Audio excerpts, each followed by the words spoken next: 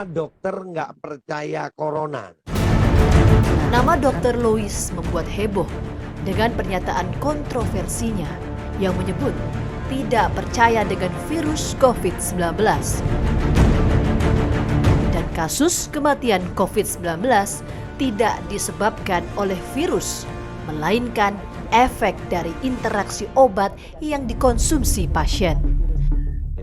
Terus kemudian dikasih dexamethasone. Ini kan Berawal dari video percakapannya dengan seorang YouTuber, Babe Aldo, kini Dr. Lois ditetapkan sebagai tersangka oleh pihak kepolisian setelah menjalani pemeriksaan di Mabes Polri.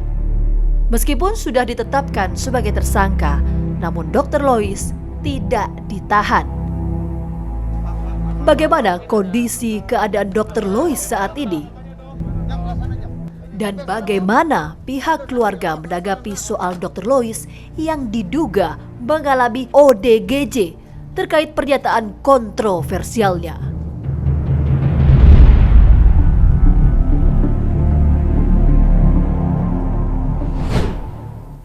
Nama Dr. Lois Oyen belakangan terakhir menjadi perbincangan lantaran pernyataannya yang menyebut bahwa tak percaya COVID-19 dan menyatakan bahwa pasien COVID-19 yang dinyatakan meninggal dunia bukan karena COVID-19, melainkan interaksi obat. Pernyataan kontroversial dan penuh perdebatan ini pun berujung pada penetapan tersangka terhadap Dr. Lois Oyen atas kasus penyebaran berita bohong atau hoax. Tak hanya soal kasusnya, latar belakang kehidupan Dr. Lois Oyen pun menjadi sorotan. Mulai dari anggapan bahwa Dr. Lois Oyen mengalami gangguan kejiwaan, tak berdomisili, dan lain sebagainya. Bagaimana fakta sesungguhnya? Ikutilah episode fakta kali ini bersama saya Gina Vita.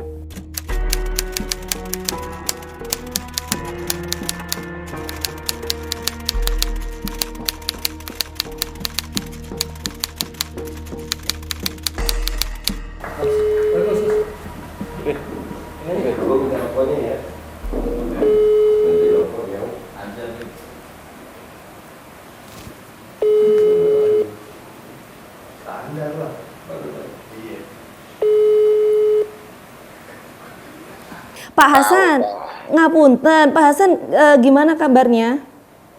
Alhamdulillah baik. Alhamdulillah baik. Bu, sehat ya Bu. Mbak Gina Vita. Iya, alhamdulillah sehat. Pak Hasan ini suami dari Ibu Lois atau gimana, Pak? Iya, suaminya. Sekarang Dr. Lois gimana kabarnya, Pak? Ya, sementara kan pulang, ditangguhkan penahanannya, tapi kan proses ininya kan masih berjalan. Nggak bisa dulu meninggalkan Jakarta. Ada Dr. Lois juga kalau saya nggak salah dengar, Pak, tadi, Pak. Ada, tapi nggak usah ngobrol lah. Mau nanya apa sih? Mau nanya kabar aja, Pak. Kondisinya gimana sekarang, sehat, Pak? Iya, sehat. Sehat. Apa, Pak, aktivitas Dr. Lois sekarang, Pak?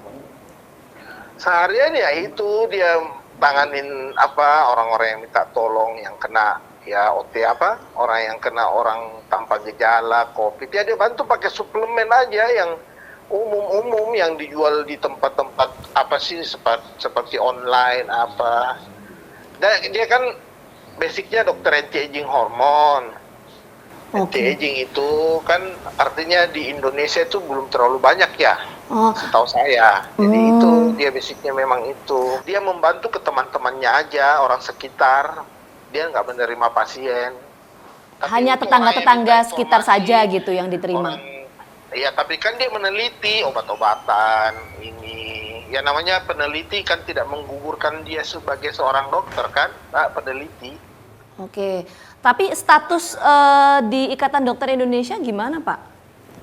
Ya katanya siapa itu Dokter Adib ya, saya dengar.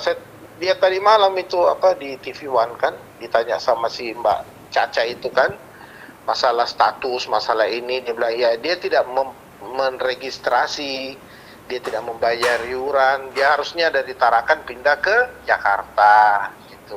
Oh gitu. Itu belum dilakukan karena mungkin kesibukan, terus tahun lalu juga kan bapaknya meninggal. Itu memang kan ada terindikasi kolesterol yang tinggi. Jadi posisi kita waktu bapaknya kena stroke itu, kami di Jakarta, orang tuanya di Tarakan. Tapi waktu setelah bapaknya kena itu, Dr. Lois pergi jemput, dia tanganin bawa ke apartemen kami di Jakarta. Dirawat bapaknya yang akhirnya tidak bisa jalan, dia rawat, dia namanya kan dia dokter.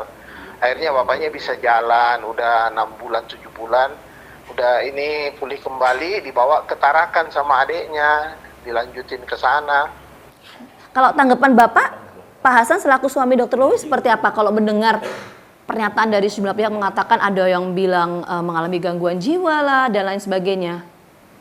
Ya, itu kan pernah teman-temannya itu sama dokter itu, sama alumni pernah datang ke apartemen. Saya itu tinggalnya di dekat TV One loh. Oh, oke. Iya, dia itu datang nanya masalah Dr. Lois itu ada ini enggak sih, kelainan sih? Enggak, saya bilang enggak. Kalau ada teman-temannya, ya teman kayak keluarga lah, mau terapi hormon. Kan kalau hormon nggak perlu tindakan Mbak Gita ya. Ya, kan dia juga dokter kecantikan, dia juga ahli tanam benang, akupuntur, filler, botok. Kan dia udah belajari semua itu. Oke, Pak Hasan, gini Pak Hasan, saya ingin minta konfirmasinya gini. Ini kan saya sempat nih membaca ada surat keterangan terbuka dari pihak keluarga yang mengatakan bahwa Dr. Lois ini memang mengalami beberapa kejadian yang bisa dibilang cukup berat, sehingga disebutkan bahwa ini mengganggu atau mempengaruhi mental psikis yang bersangkutan. Gimana itu Pak?